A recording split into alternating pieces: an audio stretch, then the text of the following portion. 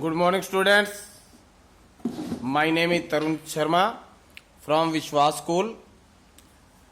तो जैसे कि आपको पता है हमारी ऑनलाइन क्लासेस चल रही हैं, तो इन ऑनलाइन क्लासेस के अंदर आज हम एक राग है भैरव, इस राग की स्वर लिपि करेंगे।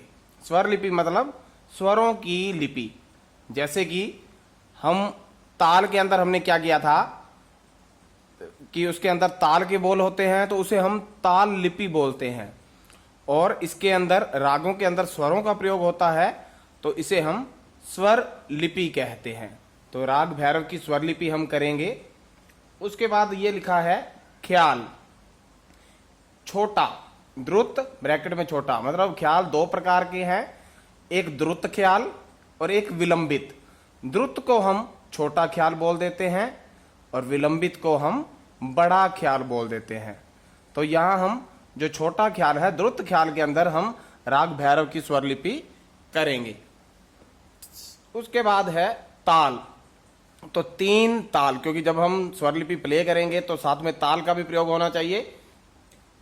तो तीन ताल के अंदर हम ये स्वर लिपि प्रयोग करेंगे, मतलब इसको गाएंगे तीन ताल के अंदर। इसके अंदर तीन ताल के अंदर 16 मात्राएं हैं। जैसे 1 2 3 4 5 6 7 8 9 10 11 12 13 14 15 16, ये 16 मात्राएं हैं।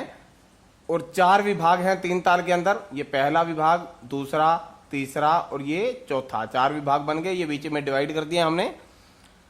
पहले विभाग में 4 मात्राएं हैं, दूसरे विभाग में भी 4 मात्राएं हैं, तीसरे विभाग में 4 मात्राएं और चौथे विभाग में 4 मात्राएं, मतलब चारों ही विभाग में प्रत्येक विभाग में 4-4 मात्राएं हैं। तो इस प्रकार कुल 16 मात्राएं हो जाती हैं। तो ये जो हमने लिखी ये राग भैरव की बंदिश है। बंदिश मतलब बंधा हुआ।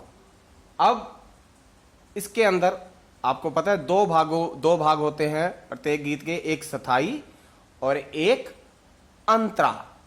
द्वारा से एक स्थाई और एक अंतरा। तो यहां हम पहले स्थाई करेंगे। स्थाई करने से पहले जैसे पहले हम स्वर प्रयोग कर रहे हैं। जैसे देखो, कोई भी हम गीत बोलते हैं, हारमोनियम पे प्ले करते हैं, तो पहले स्वर प्ले करते हैं, उसके बाद जो उसकी वर्डिंग है, जो उसकी लिरिक्स है, उसको बोला जाता है। तो ऐसे ही इसमें पहले स्वर प्रयोग करेंगे। गा, देखो इसमें 1 2 3 4 5 6 7 8 करके 9वीं मात्रा से इसकी बंदिश शुरू करेंगे। तो उससे पहले हम आपको ये ऊपर बता देते हैं ये क्या लिखा हुआ है। पहली के ऊपर ये जो कांटा है, इस कांटा का मतलब है सम, मतलब पहली मात्रा पे ये जो कांटा है इसका मतलब सम होता है। सम का मतलब जोड़, जो दो मात्राओं को जोड़ने का काम करता है। जैसे पहली पे सम 2 3 4, उसके बाद सम मतलब पहली ताली होती है, और 5 पे 2 लिखा मतलब दूसरी ताली। उसके बाद 5 6 7 8 9 के ऊपर 0 है, 0 का मतलब खाली, यहां मतलब कोई ताली नहीं बजेगी। उसके बाद 10 11 12 और फिर ये 13 पे 3 का मतलब तीसरी ताली। तो पहली, 5वीं और 13वीं पर ताली है तीन ताल के अंदर, और 9वीं पर खाली है। तो अब हम स्थाई करते हैं इसका। तो स्थाई में क्या है, पहले हम स्वर बोलेंगे इसको। गा मा धा कोमल है, क्योंकि भैरव राग के अंदर आपको जब हमने किया था बताया था कि इसमें रे और धा कोमल आता है। धा धा, फिर पा आ, पा के बाद ये जो डैश है तो इसकी आवाज वो निकलेगी जो उससे पहले मात्रा है। जैसे पा आ की आ रही है आवाज, तो इसकी आवाज भी आ की तरह निकलेगी। फिर धा कोमल है, मा। तो इन स्वरों के ऊपर, क्योंकि राग भैरव के जो स्वर हैं उसी का प्रयोग करके हम इस बंदिश को बोलेंगे। अब देखिए, गा से स्टार्ट होते, गा शुद्ध है, गा मा धा धा पा और फिर आ, गा मा धा धा पा, धामा, धा कोमल आ गया, फिर से धामा। अब ये हमने किया गा मा धा धा पा धा मा, और अब नीचे है इसके जो बोल हैं, जो मतलब बंदिश की जो लिरिक्स है उसको हम बोलते हैं रे। आपको बताया था ये, जैसे ये डैश है तो डैश नीचे ये एस का रूप ले लेगा। जहां ये एस आता है इसकी आवाज निकलती है जो उससे पहले स्वर हो। स्वरों में हम डैश का प्रयोग करते हैं, लेकिन जब हम बंदिश बोलेंगे तो उसके अंदर ये एस का चिन्ह लगाएंगे, और एस की जो आवाज निकलती है वो जो उससे पहले जो स्वर होता है, जो उसकी मात्रा होती है, वही आवाज इसकी निकलेगी। जैसे रे के साथ ए की आई तो इसकी भी है रैन गई। अब इसकी ई की आवाज निकली क्योंकि इससे पहले ई है। रैन गई अब, रैन गई अब आगे है पहली मात्रा के नीचे। प्रत्येक मात्रा के नीचे एक एक स्वर का हम प्रयोग कर रहे हैं। जैसे नौवीं के नीचे रे, 10वीं के ए, न, ग, ई, क्योंकि ई अगली पे आ गया ना। अब इसमें पहली में मापा, मापा, धापा, मापा, एक के नीचे मापा, दो के नीचे धापा। धा कोमल लगाना है क्योंकि रे और धा जहां भी आपको दिखे इस राग में कोमल लगाएंगे, क्योंकि इस राग के कोमल स्वर रे और धा है, बाकी सभी शुद्ध लग रहे हैं। गा मा रे, रे कोमल है, रे रे ए डैश, रे ए डैश की आवाज ये निकलेगी क्योंकि हमने इस मात्राओं को पूरा करना है। जो पहली लाइन है रैन गई अब जागो प्यारे, ये पूरी लाइन है। तो रे सा के बाद डैश आ, रे सा। अब ये वहां नौवीं से स्टार्ट हुए तो हमारी यहां तक सथाई की जो पहली लाइन है यहां तक कंप्लीट हो रही है। दोबारा इसको कर रहे हैं जैसे हमने पढ़ा मापा धापा गा मा रे सा। अब बंदिश में जो वर्डिंग है नीचे जा, क्योंकि एक का जा बन गया दूसरे का ए बन गया, ये जो आ जा, और इसकी आवाज भी यही निकलेंगी जो इससे पहले आ वाली आ रही है। आ गो प्यारे, प्या आ रे ए। अब इसको इकट्ठे को बोलते हैं हम रैन गई अब जा, तीन आ आगे, जा गो प्यारे।